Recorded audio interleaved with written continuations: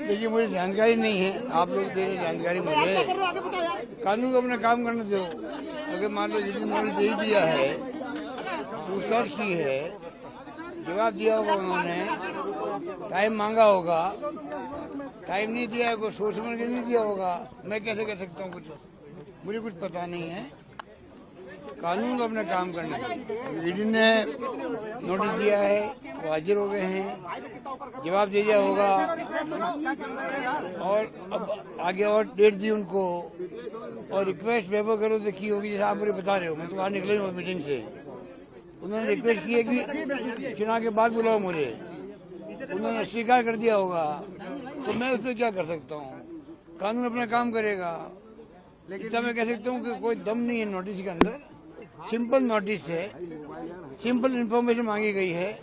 जो कुछ हो रहा है पॉलिटिकल मैसेज आए, पीसी प्रेसिडेंट के छापे पड़ गए हैं, मुख्यमंत्री के सन के ऊपर छापे पड़ गए हैं, उनको बुला लिया गया है, तो पॉलिटिकली कैसे माइलेज लें उस काम को लगे में ईडी वाले, क्योंकि ऊपर दबाव उनके ऊपर है।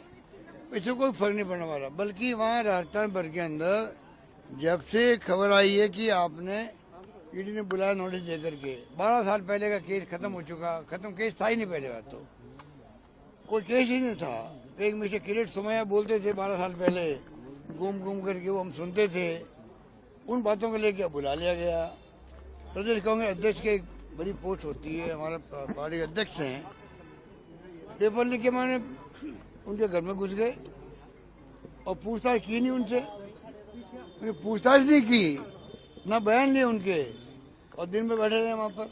आप सोच सकते हो ये पूरा पॉलिटिकल खेल है बीजेपी का, और उससे बहुत बड़ा रिएक्शन राजस्थान के अंदर गांव-गांव में पहुंचा है रिएक्शन। इनको लेने देने पड़ जाएंगे। भारत सरकार के जिन नेताओं के इशारे पर ईडी की कार्रवाई चल रही है, तो छत्तीसगढ़ हो, चाहे राजस्थान हो, चाहे और कोई राज्य हो। कर्नाटक में आपने देख लिया, डीके शिव कुमार जी, वो भी प्रदेश के अध्यक्ष थे कांग्रेस के, 22 बार छापे पड़े वहाँ पे, 22 बार छापे पड़े। चुनाव कौन जीता? कांग्रेस जीती।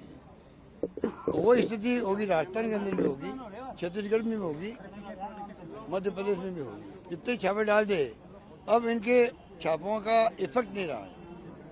ये कोई जमाना था सीबीआई पहुंच जाए कहीं पर, इनकम टैक्स रेड हो जाए, ईडी पहुंच जाए, तो समाज भी उसको बहुत बुरा मानता था। ये पता नहीं इन्होंने कितने बड़े क्या घोटाले कर दिए होंगे। अब समाज को मालूम पड़ गया, पब्लिक को, कि ये खाली पॉलिटिकली माइलेज लेने के लिए, झूठा बदनाम करने के लिए, इशारे पे खाली विपक्षी पार्टियों के नेताओं पे छापे क्यों पड़ते हैं। और जो विपक्षी नेता चला जाता है बीजेपी के अंदर, तो छापे पड़ना बंद, और वो बिल्कुल पाक साफ हो जाता है। तो ये पूरी जनता को मालूम कर चुका है। जितना ये ऐसे काम